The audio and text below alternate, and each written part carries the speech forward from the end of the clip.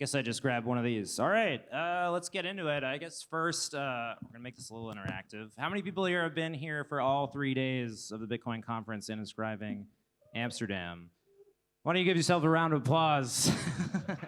It's been a long time. All right, so I'm Pete Rizzo, editor at Bitcoin Magazine. You may know me as a Bitcoin historian on Twitter, but I would also consider myself a Bitcoin maximalist. So I actually just want to give a little bit of context on that. So I've been a journalist in the space for 10 years, and I actually started out, I was agnostic to cryptocurrencies. So I just, didn't really think there was a reason to value one cryptocurrency over another, and I changed that position. And so one of the reasons that I did that is that I think other cryptocurrencies not only were predatory, but they also had a history of misrepresenting the technical trade-offs that they were making. And so this discussion, I think, is going to focus more squarely on that. And secondly, I would add that I've written about Bitcoin maximalism for Forbes as well, and something that I wrote there is that Bitcoin maximalists, I think first and foremost, we want Bitcoin to be a software that people run in 100 years, right? If you wake up and you go in a coma 50 years from now, we want you to be able to use Bitcoin, right? So we are making security trade-offs and technical trade-offs, with different constraints in mind than perhaps others. So with that very long intro, I kind of want to go into the theme of this panel, which is scaling and scalability. And I was up earlier in the workshop stage, listening to the Ordinals maintainer, and one of the things that he said was, and I quote, "Ordinals is inherently unscalable." So that was what he was saying when he was describing something that he made to add more metadata into Ordinals, and then increasing what it adds to the block. So why is an inherently unscalable protocol good for Bitcoin's scalability? Let's start with you. Thank you. Well, I want to say that I'm also a Bitcoin maximalist. I'm D++, I'm a Bitcoin educator, and I'm actually a laser-eyed maximalist. Any round of applause for the laser eyes out there? Okay. How many? Okay, we're represented. How many of you in the audience are freaked out by or intimidated by the laser-eyed Bitcoin maximalists? One. Okay, we got one. So we have one person with a working hand, I guess. Is this I think this is a panel about scaling Bitcoin, but I think really at its core, it's a panel about laser-eyed maximalism, if I may. I don't want to speak for you, LightRider. Do you identify as well as being a laser-eyed maximalist?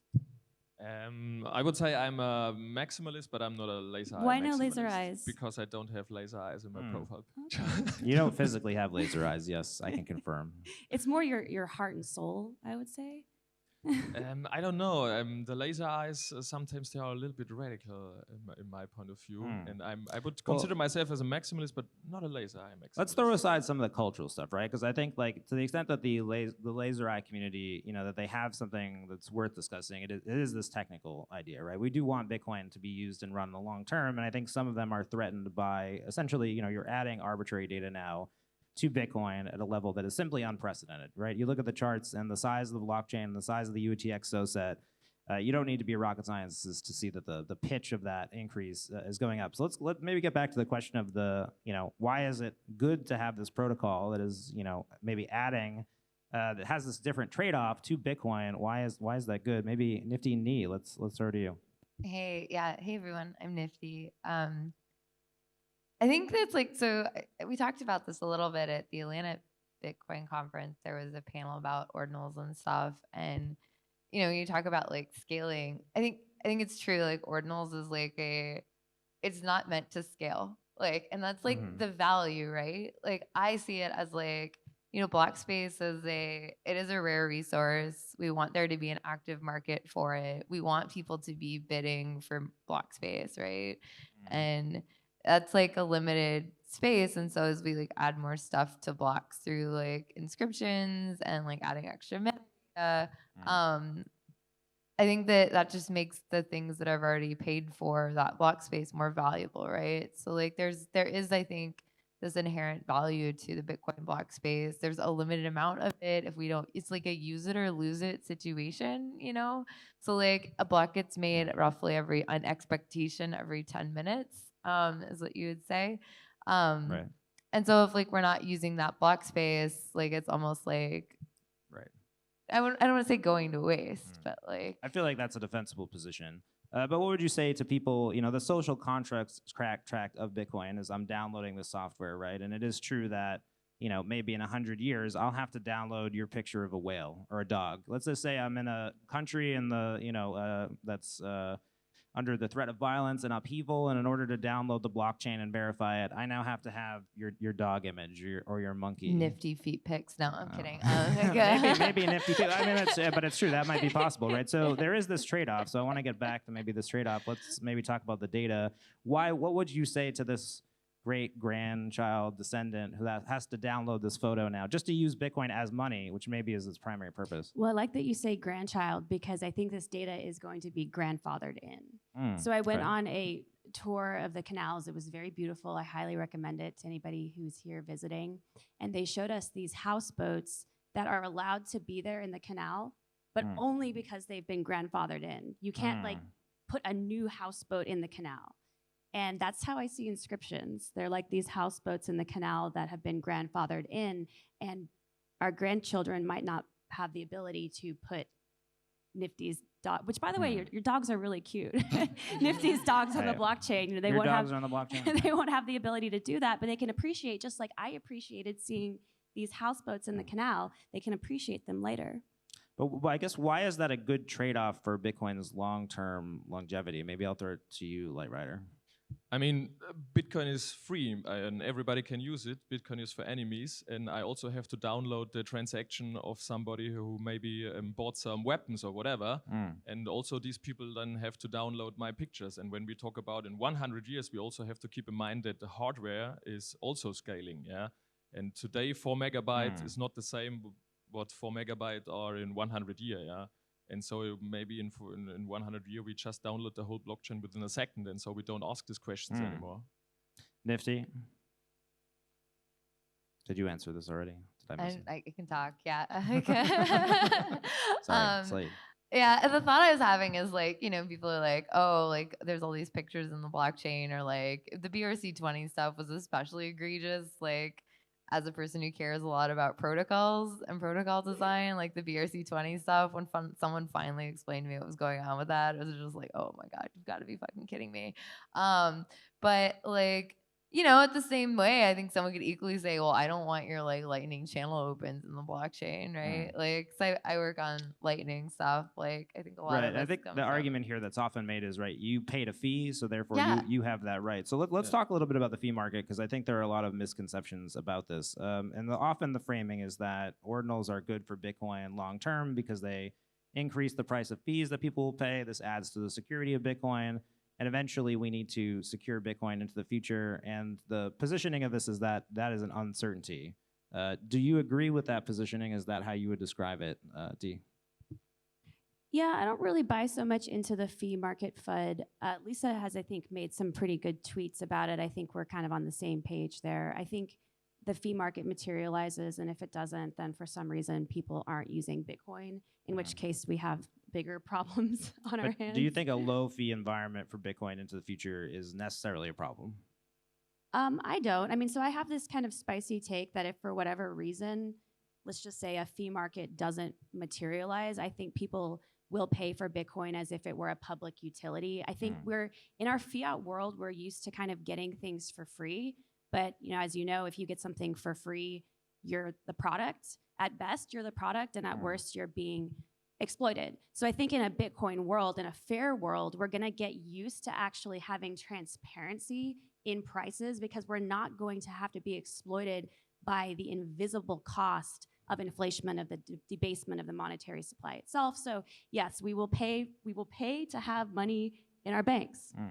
I think, LightRider, you were just, the way you were describing it, it seems like, fees are oftentimes I guess if you would call it from the antagonist standpoint, the excuse, right? It's good to do ordinals because of fees. Is that something that you buy into? Yeah, I mean, low fees are, in my opinion, a very big threat to Bitcoin, because low fees mean that nobody is using it. And if you look at a company or whatever, I sometimes compare Bitcoin to an enterprise. We have different departments and stuff, and every enterprise want to have users, yeah. And low fees means no users. And at the moment, for example, it's like Lightning, for example, really depends on high on-chain fees, because otherwise nobody would use Lightning. We have 1 sat per VByte or 2 sat per VByte. It's cheaper to send $100 on-chain than in Lightning. And also for all the Lightning companies, I think ordinals are like kind of a lifesaver, because otherwise they would not get a next funding round, whatever, because they are all open source protocols and they don't have any revenue model. And if you go to your investors and you can show them, okay, now we have a lot of Lightning usage, and we have a lot of Lightning usage at the moment. Like River is reporting all-time highs, Albi is reporting all-time highs, and this all because of high on-chain fees. And also high on-chain fees are always a driver for innovation. For example, in 2017, we had high on-chain fees. What comes next? Lightning. Now we have high on-chain fees, we have more Lightning adoption. And I think we always need this kind of fee spikes to get some pressure to be more innovative. But I guess the question is any fee justify anything, right? As long as I'm paying a fee, does that mean I can do anything to Bitcoin? I'll see. Yes, it's a free market. Okay. It's a free market, so if you I pay mean, the who fee, decides what's bad Yeah. block space usage and what's not? it's a free market, but I Minor, do right? think we get priced out. So my quick kind of back of the napkin math is that as people start to use Bitcoin at scale, and when I say at scale, I mean billions of people, my little back of the napkin math is that fees will likely be in like dollars today, purchasing power today. Fees will be in the hundreds to thousands to perhaps even tens of thousands of USD per transaction. Interesting. Has anyone else thought through that in terms of projecting out what they think? I think so too, that we will have way higher fees in the future, and I also hope that, because it means that people are using Bitcoin, people value block space. And it's also interesting that we had this fee spike now, and that we realized that there are some businesses in the Bitcoin space who had a kind of a business model which was based on low on-chain fees. And now these companies are complaining a lot, but sorry, but you can't make a business model based on low on-chain fees. So we have Or zero conf. That was another business model we saw where people just weren't waiting for any confirmations whatsoever, and they too were upset. But the truth of the matter is, until your transaction has been confirmed, it's double spendable. Well, maybe I'll evoke something that the Wizards used. You know, I think Eric Wall had this in his banner. He said, "The gang solves the security budget," was the phrasing that he used. So do we accept that there is such a thing as a security budget? Is this something that we're trying to fix? It's often presented, I think, as an absolute, but I do think that there is more debate on this. Thoughts? Maybe I'll throw it to Nifty. Yeah, I think my position on like the security budget question is that typically when people are talking about security budget, I feel like they're doing it at looking at Bitcoin and the fees that it's paying as something of a closed system. And what I mean by that is that like the only benefit that they're getting for participating in the system comes from the system itself.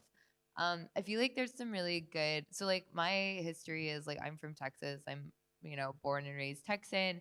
My family worked in the oil industry. I grew up in the suburbs of Houston. So like I have like a much, I think, better understanding of like kind of what's going on in the energy industry than most people or most Bitcoiners that work in the space.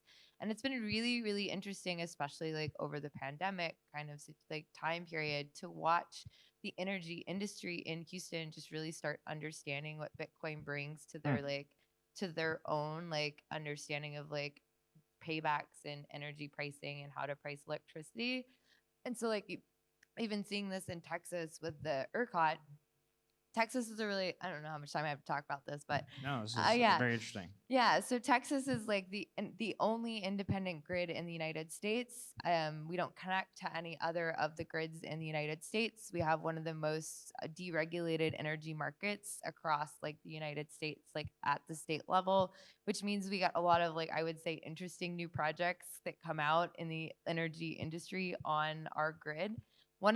Texas is now one of the biggest markets for Bitcoin miners, is my understanding. And we want more miners in the future, right? We need to keep them around. Yeah, we need to keep them around. But some of the ways that they're able to make money by mining Bitcoin on the Texas energy grid has nothing to do with fees. They're actually running like electricity arbitrage plays as a service to the grid to help stabilize it for Texans. So their whole thesis is they buy electricity on contracts, and then if the grid needs it, they sell it back and turn the machines off. And this has been like, you know, like a new kind of pilot program that Texas is running and that miners in Texas are trying. But that's like, I think this is kind of what I'm trying to say. It's not a closed system. I Like think, are you trying to argue that essentially there are external factors other than Bitcoin fees that might secure Bitcoin into the future? Yeah. Okay. Yeah, LightRider. definitely. But I think we will have a lot of more discussions about fees and security budget next year after the halving, because I think it will really disrupt the whole mining industry. But that happens every cycle. Yeah, but 4 years ago, you know, it was the mining industry was not that big as it is right now. I feel like the mining death spiral argument has been invalidated previously. I'm not talking about the death spiral argument, but I think next year we will have a lot more discussions, I think, about but I guess, do you see ordinals as securing Bitcoin in the future? That's kind of the meta question here, right? Do you think that is a justification for the dog pictures on the blockchain? Would you make that? Yeah, I would say so. Okay. D? No, I think ordinals secure Bitcoin in the way that the houseboats secure the canal. Okay, explain that. Well, the houseboats they're grandfathered in, right? We can't add them now. It's cost So they don't prohibitive. secure the canal. Yeah. You just can't get rid of them. But they're beautiful to look at. Okay. So yesterday, I think people who were at Bitcoin Amsterdam, they may saw me on stage with Giacomo Zucco, and I think he's representative of a part of the technical community of Bitcoin that is aligned on some of these ideas, but thinks that there is simply a better way to do something like ordinals, right? And I think I was talking to a lady in the audience earlier. There's an important part of Bitcoin where we should always be pushing for more perfect solutions, right? And sometimes it really did take us, I think, in the case of ordinals, 10 years for there to be a proposal, I think, that was really exciting for how to do NFTs on Bitcoin. So I guess the question to the panel is, why should we be satisfied with ordinals, and why should we not be pushing to create something better than ordinals for what we're trying to achieve? I think we are not satisfied. I think it's the best solution we have right now, and I think when something better comes up, then people will use that too. Okay, so your ordinals for you is good enough for now, but do you think that there could be potentially a better way to do ordinals? Yeah, of course, I could imagine, yeah. Okay. Nifty? I haven't spent much time thinking about it. I do think that ordinals is like kind of elegant in its simplicity. I really like elegant protocols. And so I think that I think it hit like kind of a sweet spot between like serving what the art and digital art community needed and wanted, which is like this sense of permanence and like some sort of guarantee that like the artwork they're producing will be out there and available and like findable in like a really cool decentralized manner. And it's like okay, how do you get better than that? I'm not really sure. Yeah, and I mean, it's hard to find something which also has such a social impact. Yeah, we have like competing projects like RGB or Taproot Assets. They are developing now for years. I never heard of any RGB conference or that people are really hyped to work on RGB, and also you have so many developers now focusing on ordinals, and I have never met any RGB developer, and so that's also very important that you have this kind of social impact and so, and yeah, it will be really hard for competing stuff. Yeah. The ordinals, the best possible version of an NFT protocol on Bitcoin? Question mark. Yeah, I think so. I like what Nifty said in that she likes the elegance of the simplicity of the protocol. I mean, so I think what Casey said is that we're engaging in a collective hallucination, I think he said. Astrology.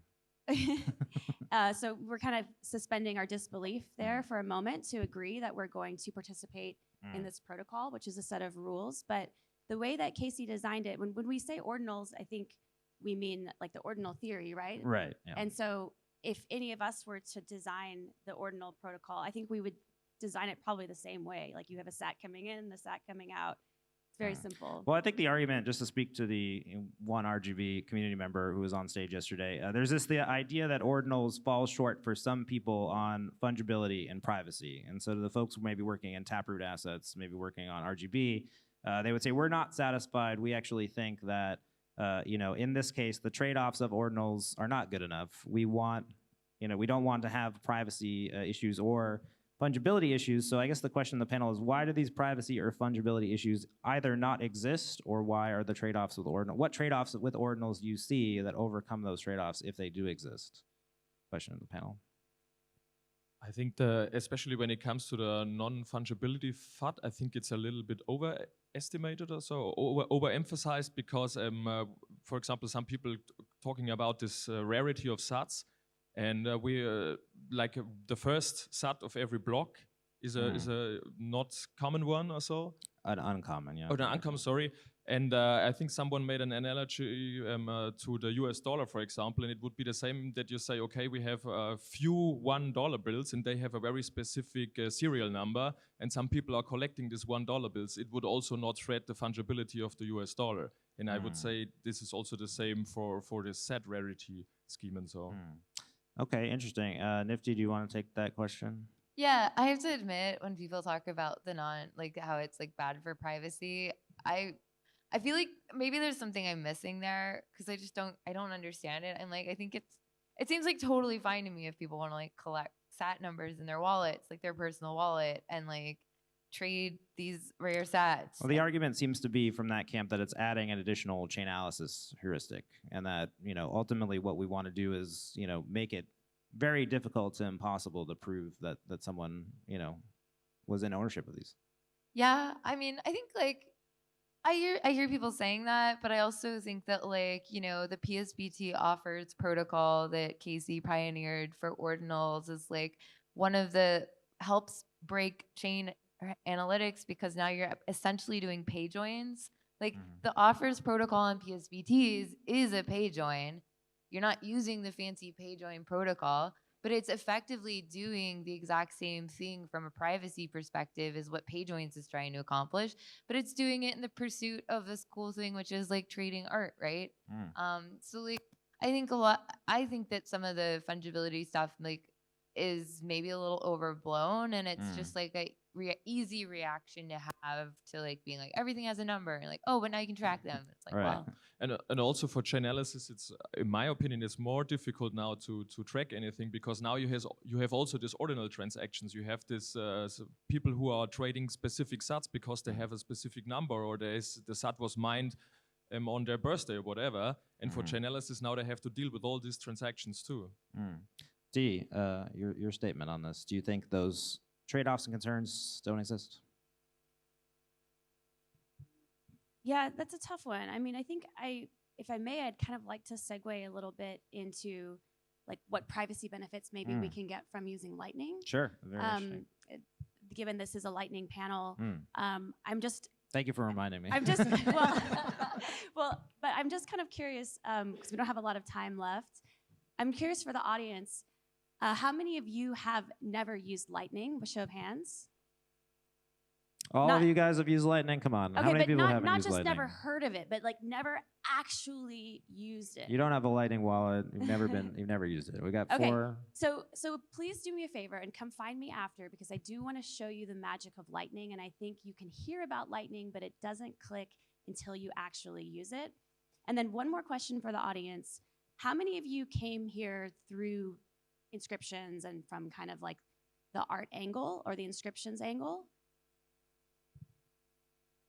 Okay, so those of you who are new, meaning you didn't come here just from Bitcoin, I encourage you to learn more about Lightning, and I encourage you to stay for the revolution, right? Because Bitcoin is a revolution, and it actually happens to just free humanity in ways that we have not even begun to think about. And it's awesome that people come in from all these different angles. Like for me, I came in because I thought Bitcoin was incredibly cool because it's C++ money. I thought that was incredibly novel. And then I stayed for the revolution. And so the other thing that I would say is if you're kind of newer to Bitcoin or you came here from some other angle, stick around and come to some of our meetups as well, if I may. Come to some of our Bitcoin meetups and some of our other conferences, because we'd love to, get to know you and hang more.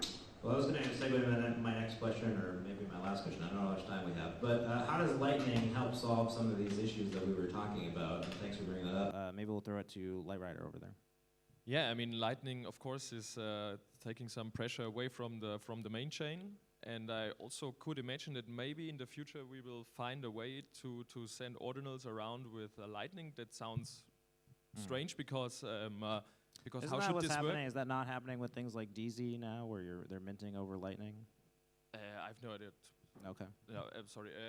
Because if you send an ordinal to someone, you don't send the data. Yeah, you just send the ownership of this specific Satoshi where the ordinal is on. So if I give you, for example, my private key to my ordinal, then she owns the ordinal without sending any data around it. Maybe we find one day opportunity with Lightning to transfer the ownership of a specific sats. I have no idea how this would be done, but maybe we find something, and maybe then also Lightning helps us to scale with ordinals.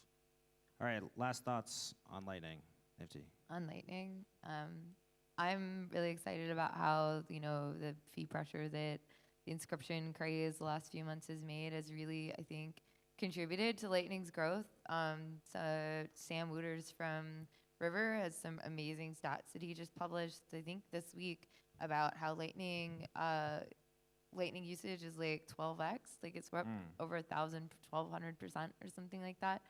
So I think that's really incredible. In terms of like scaling and taking like the inscriptions and ordinal stuff like onto another second layer, I'm not sure that's going to be Lightning, but this new paper that Robin Linus dropped about BitVM, I think that has some really cool potential to kind of be this like weird hybrid between how Lightning works and also like smart contracts for how we move ownership around on chain or off chain. Sorry, do we have 10 minutes left, or are you telling me to stop? Okay, all right, great. That was a very confusing hand signal. Okay, so we're talking a little bit about Lightning here and the problems it solves. So obviously the inscription has to end up in the blockchain. So it sounds like, what are the problems here that Lightning like specifically solves from an architecture standpoint then? It sounds like the argument is, what exactly, sorry, LightRider, pass it to you. Yeah, as I said, it takes away pressure from the main chain, but at the moment there is not really anything Lightning can do when it comes to inscriptions or sending them around or so. But yeah, as I said, I think that ordinals are extremely important for Lightning. I am a Lightning developer. I worked for 4 years with Lightning stuff, and to be honest, this year or beginning of this year or end of last year, I was really bearish sometimes on Lightning because I run a node and it's expensive and you lose more than you earn because you have this force closed channels and so. And I became like, okay, this doesn't move anywhere at the moment, especially when we have this low on-chain fees. But since ordinals came out, I'm really bullish again on Lightning, and I see it works exactly as predicted. For example, we just talked about that when the fees came down over the last weeks. For example, I saw on my own node a lot of new Lightning channels. So people starting now to anticipate, okay, now we have low fees, so let's open some new channels. And yeah, Bitcoin works exactly as predicted. People are now realizing that the fee market is very efficient and it works, and I think that's very good. So I think as far as my own experience with ordinals, I'm pretty sure I've done some minting over Lightning with DZ. I think that I have a Lightning wallet that has interacted with ordinals in some way. Is there some things that you guys would like to see built with Lightning that could actually help solve problems in the ecosystem? Maybe Nifty, I'll start with you. That's a great question I don't have an immediate answer for. I think like for Lightning stuff, I love Lightning because I see it as like payment rails, right? It's like, so if buying ordinals using Lightning is like a really cool, I think there's some cool stuff you can do with swaps. Maybe that's what you were doing with DZ. DZ I think has been pretty pioneering in the Lightning on-chain swap stuff. So the ability to like swap, your Lightning funds for an on-chain ordinal makes transacting such that you can buy and sell ordinals like a lot faster, right? Because you can send the money over Lightning and then have it swapped into to getting like an on-chain ordinal in like a trustless way. That seems like a really cool thing to build out. Maybe DZ's built it. Yeah, I mean, we built exactly the same in February. Like at Ordimint, you just you can give us any kind of content, like a file or text or whatever, and then you pay a Lightning invoice, and then we inscribe it for you and send it to you as an ordinal. But it was very interesting because many of the people who came into ordinals, they had no idea about Lightning. And we sometimes got DMs, for example, hey, can you please also accept on-chain because I don't know how this Lightning works and what is a Lightning invoice? And sometimes it was also interesting when someone was sending me a DM, hey, I have some problems, I didn't receive the ordinal, and then I was always responding like, okay, please send me a Lightning invoice, then I will refund you. And then the people were replying, what is a Lightning invoice? What is an invoice? Right. And we are in such a Lightning bubble sometimes. For us, it's so common to talk about Lightning invoices. And then these people sometimes use, for example, Phoenix wallet. And if you send a Lightning invoice on Phoenix, it doesn't have an amount. It's just a blank invoice. And then you have to reply again, hey, sorry, you have also to insert an amount. And then the people are like really confused. So maybe ordinals can also help to to teach people more about Lightning with this kind of services. Right. DC also have one. Yeah. Well, I think today also talking about one of the common Maxi refrains, there is this idea that Lightning is for the global south, right? That people, we can't expect people in that region to transact on the main chain into the future. Is there anyone here on the panel who has any concerns about that? When people say that to you, is that something that, does you identify with that as an issue? And do you see any potential issues with, maybe the development in Lightning shifting to something like Ordinals as opposed to being focused on, maybe what it was designed to achieve? In the words of those creators. Yeah, Lightning is for everybody. I mean, to LightRider's point, it is amazing how few people have actually heard about it or used it, even in the Bitcoin space. Even Right. people who are like Bitcoin boomers, they've been around for a decade or more. And so, as I've never heard that term. Bitcoin That's the first boomers. So many of you probably know that El Salvador adopted Bitcoin as legal tender. And that absolutely, positively would never have happened if it weren't for the Lightning Network. Right. In El Zante and Bitcoin Beach, folks are using Lightning in Bitcoin circular economies, meaning they're buying things with Lightning and they're also receiving things from Lightning, right? It goes both ways. And so again, that's why I'm like looking out into the audience, and my objective in today's panel is just to lightning pill everybody, because you may have heard of Lightning or you may have not heard of Lightning, but regardless of what you have heard or haven't heard, you have to use it for yourself because it works. And if anyone tells you that it doesn't, you have to ask yourself, what are their incentives? Why would they say such a thing, which is just objectively false? Well, maybe to flip it then to people who are out there, why should people maybe focus on joining the technical community around Ordinals, around Lightning, solving some of these problems maybe as opposed to art? Maybe like LightRider? Sorry, Why should someone in the audience get involved on a technical level and solve some of these problems? Why? I was pretty excited about Ordinals because it is so simple. Yeah, it's very easy to understand. You can explain to a developer within 20 minutes what Ordinals are, how it works. Then they can already start building their own wallets. And it's very nice that we have something to think around again. You can be reckless, like in the early days of Lightning. Yeah. And you can try out stuff. You have testnet if you want. You can reach out to the Ordinals community. They are very helpful. They are also very welcoming. They are happy about every new developer, and it's very nice to see also that a lot of Ethereum developers are coming back now to Bitcoin because they say Bitcoin is fun again. Now we can, and it's not boring again, because many people left Bitcoin because it became too boring, because for some people money is too boring. And now they're coming back because now they can build cool stuff, and I also agree on that, and that's why I love Ordinals, because it's fun to build and it's very easy to build on Ordinals. Nifty, final question, why should people work in development and solve problems with Ordinals and Bitcoin? I think LightRider really hit it because it's fun, right? Like solving technical problems is super fun. And, I think it becomes more fun when you understand like what's happening, like the building blocks of how it works. I feel like this is where I should show my Base 58 project, which is building a protocol school to teach people how Bitcoin works at like the transaction layer, like what's in the data, where does it go, how do signatures work, like what is actually like happening there, like at a real level, because you get fun whenever you like feel confident in the like understanding like what's going on, right? And so I think like that level of like understanding like this like canvas that we now have for people to make incredible art on is just really empowering. And I love being a self-sovereign, decentralized protocol where people are able to build things for themselves is really important to me as like a Bitcoiner, and helping people that like are coming to it because they want to make cool art like get that own empowerment, so they're not relying on someone else to tell them how it works or tell them how it should work. Well, since I got 2 more minutes, I'm going to ask one final question. Why should some people in the audience consider becoming Bitcoin maximalists? Should they become Bitcoin maximalists, Steve? Absolutely. I like what LightRider said about how the Ordinals community is welcoming, but the Bitcoin maximalist community is welcoming too. We welcome with anger a lot. Oh, do we? Well, I welcome with love. But I mean, just hearing a Bitcoin maximalist talk about Bitcoin, I mean, we're cool, right? Like, come hang with us, and come No get a more drink. lettuce at the parties, though. They gotta change that. Yeah, come chill with us. And the other thing that I'm gonna say is that Bitcoin is decentralized, and nobody is representative of Bitcoin. Bitcoin Twitter is not Bitcoin. If anyone, Let's clap that's for it. very Let's true, give that yeah. a clap. Yeah, let's give that a clap. and if anyone like presumes to be representative of Bitcoin, they're just LARPing, right? Right? Bitcoin is for everybody. It's a freaking protocol. Anti-LARP technology. Anti-LARP. Totally agree. And Anti-LARP Bitcoin was always technology. fun, In the beginning, it was so much more about fun, but over the last, would say, 2 or 4 years, sometimes it got so serious for so many people.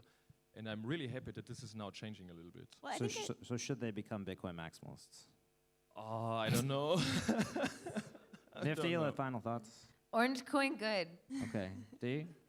yeah, well, what I would say is Bitcoin is serious because it is a revolution. Right. So I'm actually like really bullish on the revolution of Bitcoin, but it also happens to be fun at the same time. A very so fun why not both? revolution. Why not? Oh, I love Yeah. that. Why not both? All right, thank you. Give the panel a round of applause. Appreciate it.